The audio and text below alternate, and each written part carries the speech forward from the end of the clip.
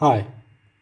So today our topic is major histocompatibility complex or MHC. So throughout our immunology lectures, you have heard the word antigen many times, and by this time, I think you're just sick of it. But I've specially used it in the context of T cells and how they are presented. But remember that T cells cannot detect antigens on their own, right? They need someone to present these antigens to them. Think of the T cells as spoiled children. So basically, they want everything presented to them on a silver platter, or else they will not even acknowledge it.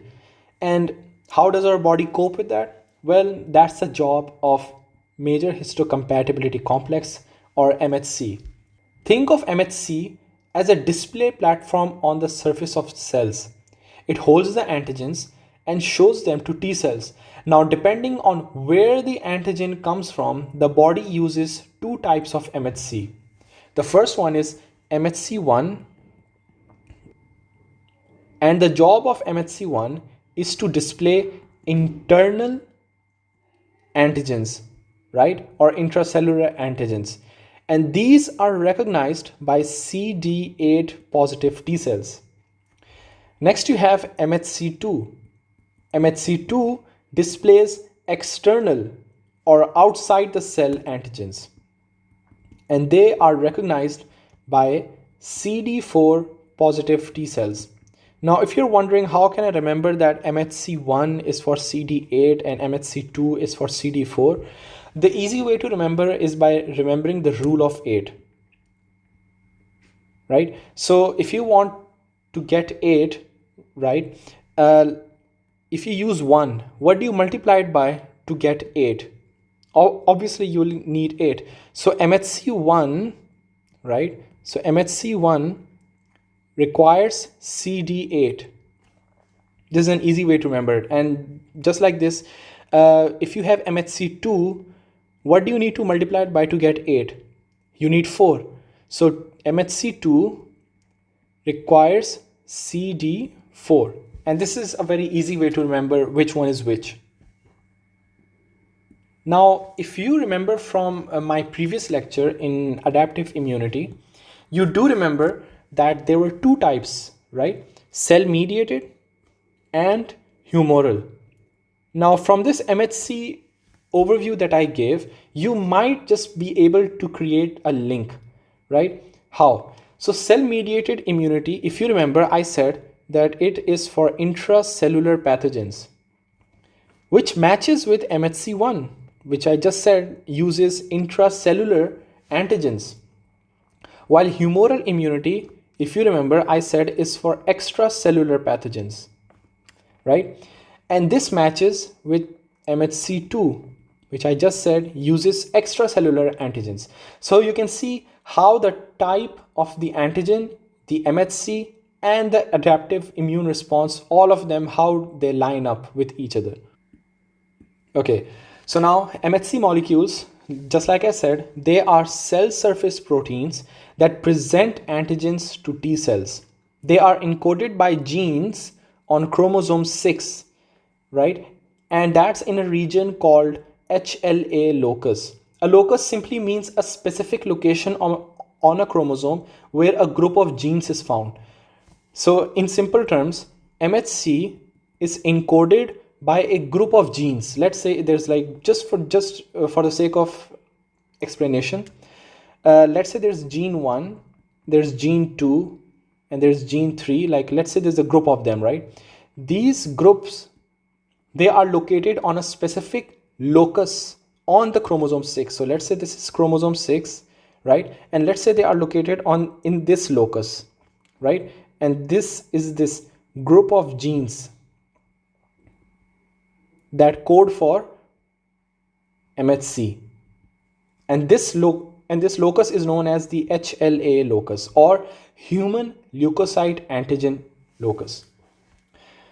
Now, MHC is essential for self versus non-self recognition because the T cells only recognize antigens when they are presented on self-MHC molecules, and this is clinically important in organ transplantation. Since different individuals like me and you, right, we have different MHC molecules. So if I get a transplanted organ from someone else whose MHC molecules are not the same as mine, my body or my immune system will recognize it as something foreign. And that leads to what is known as transplant rejection, which I will discuss in a separate lecture. And this is one of the reasons why we do something that is known as HLA typing, right? Or matching, or HLA matching. Basically, we are looking at how similar are the MHC molecules in the donor and in the recipient, so that there's as less rejection as possible.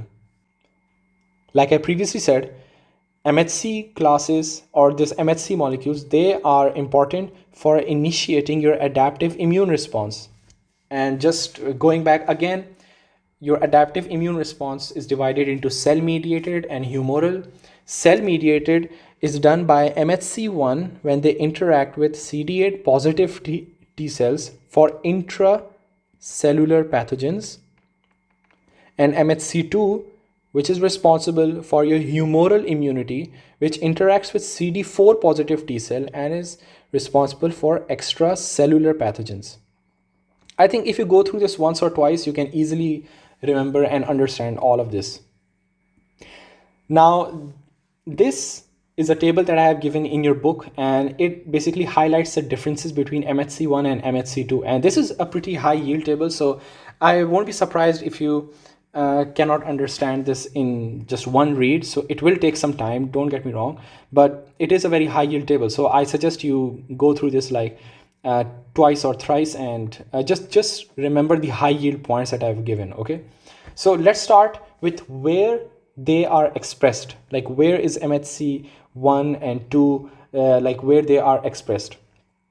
Okay, so first point, MHC1 is present in all nucleated cells along with platelets, because just and if you think about it, it is very self-explanatory, because any cell can get infected with a virus, or any cell can undergo neoplasia or a tumor, right? So it makes sense that we have MHC1 molecules on every single cell that we have.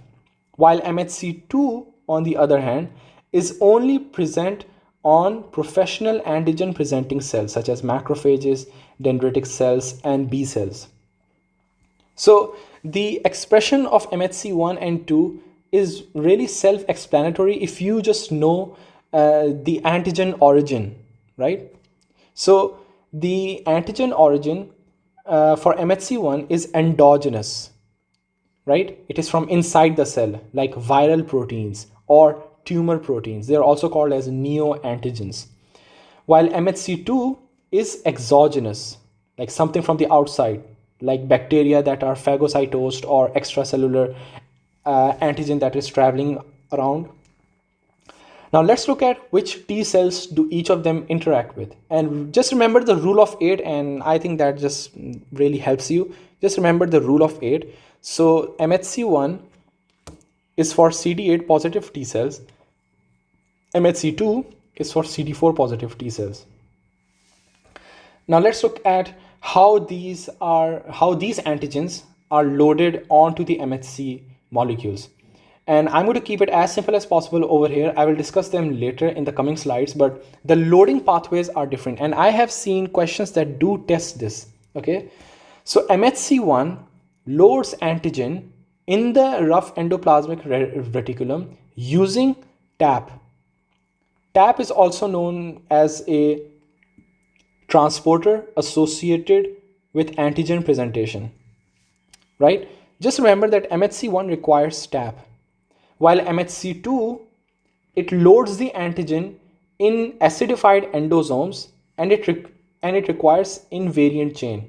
And don't worry, I'll explain this in detail in the next slides, okay? Just keep in your mind, MHC1 requires this TAP protein, MHC2 requires this acidified endosome and the invariant chain. Now let's go through the HLA types, right? One of the easier way you can remember this HLA A, B, or C, like let's say I give you HLA B27. And by the way, this is a foreshadowing. This is a very important type of HLA. But anyways, if I give you that this is HLA B27, what comes in your mind? What kind of MHC it is? Is it 1 or 2? The easier way to remember it is that after HLA, just look at how many letters are there. Is there a single letter? Right? So that means that this is an MHC1 association. Or if they say HLA-DR3, now you look how many letters are in front of HLA. There are 2, right? DR. So this is for MHC2. So this is a very easier way to remember with that which one is it? Is it HLA? Is it MHC1 or MHC2? Finally, some important protein features.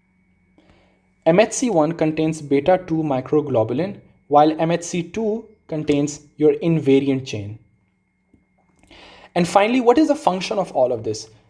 So the function of MHC1 is to present intracellular pathogens to CD8 positive T cells, and that then leads to killing of the virally infected cell or a tumor cell. MHC2, on the other hand, is responsible for presenting extracellular antigens to CD4 positive T helper cells, and this leads to activation of the helper T cell that coordinate an immune response. Now this is more of a very condensed answer. It also involves like B cells and T helper 1 subtype which activates macrophages, but point is it is just to activate the T helper cells, and I have a separate lecture on that one also. Imagine a virus infects one of your cells, right? This is your virus. It infects one of your cells, and it hijacks the cell's machinery and produces more copies of itself by producing more viral proteins, right? So you can already see that the antigen here is endogenous, meaning it is coming from inside the cell. These viral proteins are then broken down into smaller peptides by a structure that is called as a proteasome. So this is your proteasome right here, and it is present in the cytoplasm. So this is your proteasome.